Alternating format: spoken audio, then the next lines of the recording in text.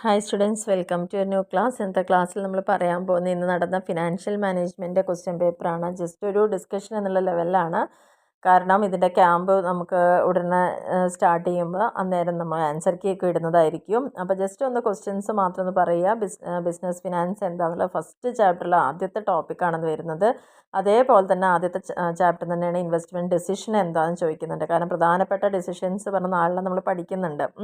Capitalisation, capital സ്ട്രക്ചറും ക്യാപിറ്റലൈസേഷനും തമ്മിലുള്ള ഡിഫറൻസും ഒക്കെ detail ആയിട്ട് പഠിച്ചു പോയിട്ടുണ്ട് ആ ഒരു ചാപ്റ്ററിൽ.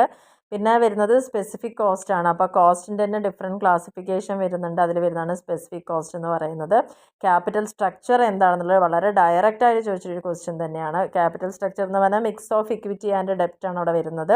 പിന്നെ പോയിന്റ് ഓഫ് ഇൻഡിഫറൻസ് വരുന്നത്. പോയിന്റ് ഓഫ് ഇൻഡിഫറൻസ് എന്ന് പറഞ്ഞാൽ ദർ ഈസ് നോ ഡിഫറൻസ് അല്ലേ. എത്രയാണ് നമ്മുടെ കോസ്റ്റ്, എത്രയാണ് നമ്മുടെ പ്രോഫിറ്റ്, അവ തമ്മിൽ നമുക്ക് വേർതിരിച്ച് പറയാൻ പറ്റാത്ത അവസ്ഥ. കാരണം 10,000 രൂപ മുടക്കിയിട്ട് 10,000 രൂപ നമ്മൾ പ്രോഫിറ്റ് ഉണ്ടാക്കി കഴിഞ്ഞാൽ അവിടെ നമുക്കൊരു ഡിഫറൻസ് പറയാനില്ല അല്ലേ.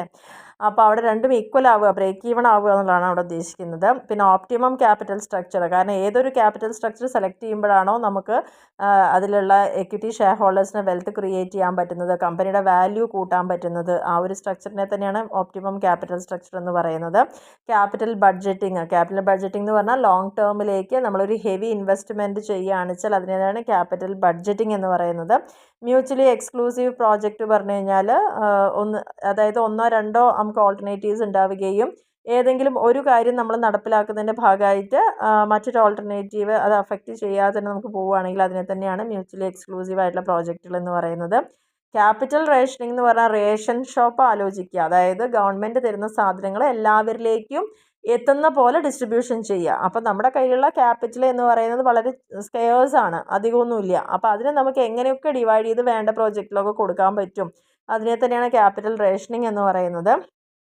എന്തുകൊണ്ടാണ് ക്യാഷ് ഹോൾഡ് ചെയ്യണം എന്ന് പറയാനുള്ള റീസൺ, അതിൻ്റെ മോട്ടീവ് എന്താണെന്നുള്ളത് ചോദിച്ചിട്ടുണ്ട്. അതൊക്കെ കൃത്യമായിട്ട് ആ വർക്കിംഗ് ക്യാപിറ്റലിൽ പറയുന്നുണ്ട്.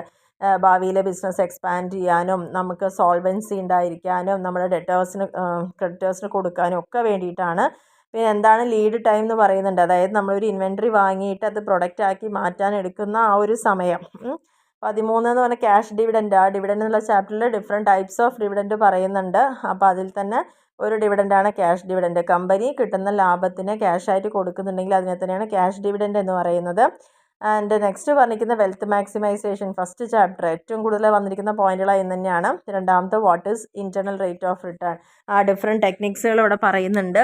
അപ്പോൾ ഇൻറ്റേർണൽ റേറ്റ് ഓഫ് റിട്ടേണും അതിൻ്റെ ഭാഗമായിട്ട് വന്നതാണ്. അപ്പോൾ ഓൾമോസ്റ്റ് നമ്മുടെ ഫസ്റ്റ് പോർഷൻ എന്ന് പറയുന്നത് കുറച്ചും കൂടി സിമ്പിളായിട്ടുള്ള കാര്യങ്ങൾ തന്നെയാണ് അവിടെ പറഞ്ഞിരിക്കുന്നത്. മാക്സിമം നമുക്ക് ഒരു 1-2 ക്വസ്റ്റ്യൻസ് ഒഴികെ ബാക്കിയൊക്കെ നമുക്ക് നല്ല രീതിയിൽ അറ്റൻഡ് ചെയ്യാൻ പറ്റുന്ന ക്വസ്റ്റ്യൻസ് തന്നെയാണ്. പിന്നെ പറഞ്ഞിരിക്കുന്നത് സെക്കൻഡ് പോർഷനിലേക്ക് വരുമ്പോൾ പാർട്ട് ബി ആണ്. അതിൽ തന്നെ what are the features of functions of finance മാനേജറാണ് ഫസ്റ്റ് ചാപ്റ്ററിൽ നിന്ന് വീണ്ടും ചോദിച്ചൊരു ക്വസ്റ്റ്യൻ തന്നെയാണ്. ഫിനാൻസ് മാനേജറുടെ ഫംഗ്ഷൻ എന്താണെന്ന് പറഞ്ഞിരിക്കുന്നത്. അപ്പോൾ നെക്സ്റ്റ് പറഞ്ഞിരിക്കുന്നത് explain the various principles of capital structure.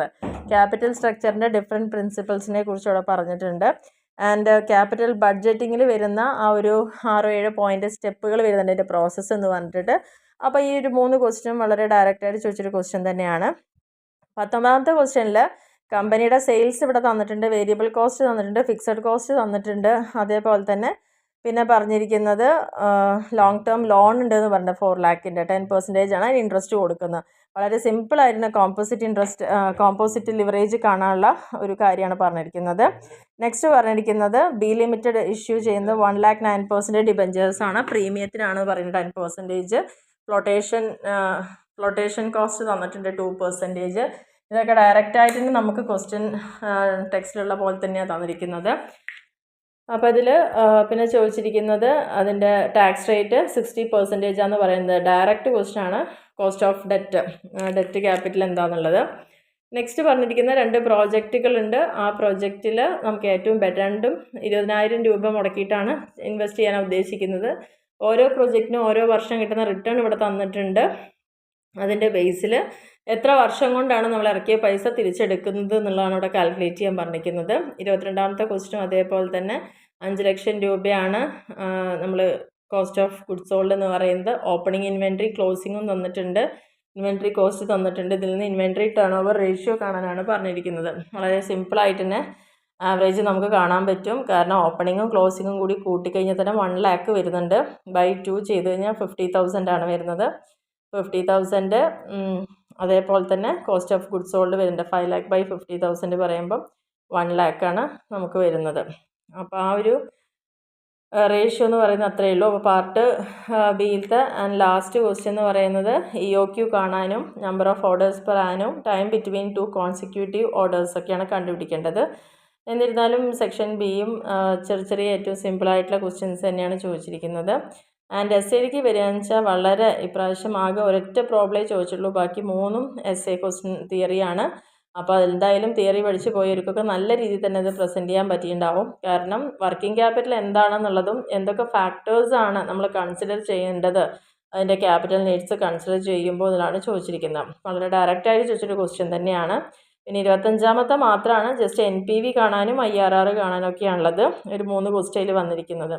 അപ്പോൾ അത് ചിലപ്പം ചിലർക്കെങ്കിലും കുറച്ചൊരു ടഫായി തോന്നിയിട്ടുണ്ടാവാം. എന്നിരുന്നാലും ബാക്കിയുള്ള 2 ക്വസ്റ്റ്യൻസ് പറയുന്നത് 26ാമത്തേൽ explain the various factors which influence dividend decisions of a firm. ഒരു ഫേമിൻ്റെ ഡിവിഡൻഡ് ഡിസിഷനിൽ ടെക്സ്റ്റിൽ ക്ലിയർ ആയിട്ട് പറയുന്നുണ്ട്. ഇൻറ്റേർണൽ ഫാക്ടേഴ്സും ഉണ്ട്, എക്സ്റ്റേണൽ ഫാക്ടേഴ്സും ഉണ്ട്. ആ 2 ഫാക്ടേഴ്സിൽ തന്നെ 9-10 പോയിന്റുകൾ വരുന്നുണ്ട്. അപ്പോൾ അത് എക്സ്പ്ലെയിൻ ചെയ്യുകയാണെന്ന് വെച്ചാൽ തന്നെ നല്ലൊരു മാർക്ക് അവിടെ സ്കോർ ചെയ്യാം.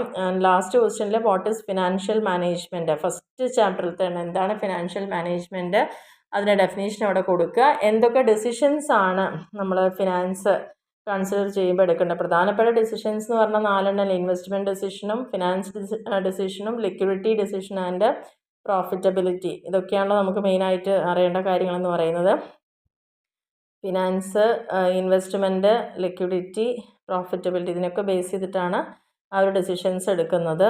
അപ്പോൾ ഇതൊക്കെയാണ് നമ്മുടെ ഫിനാൻഷ്യൽ മാനേജ്മെൻറ്റിൻ്റെ ക്വസ്റ്റ്യൻസ് എന്ന് പറയുന്നത്. അപ്പോൾ ഇത്രത്തോളം കമ്പാരിറ്റീവ്ലി കഴിഞ്ഞ വർഷത്തെയൊക്കെ നോക്കുന്ന സമയത്ത് വളരെ ഈസി ആയിട്ടുള്ളൊരു ക്വസ്റ്റ്യൻ പേപ്പർ തന്നെയാണ്. അപ്പോൾ എല്ലാവരും നല്ല രീതിയിൽ തന്നെ എഴുതിയിട്ടുണ്ടാവുമെന്ന് വിചാരിക്കുന്നു. Okay, thank you.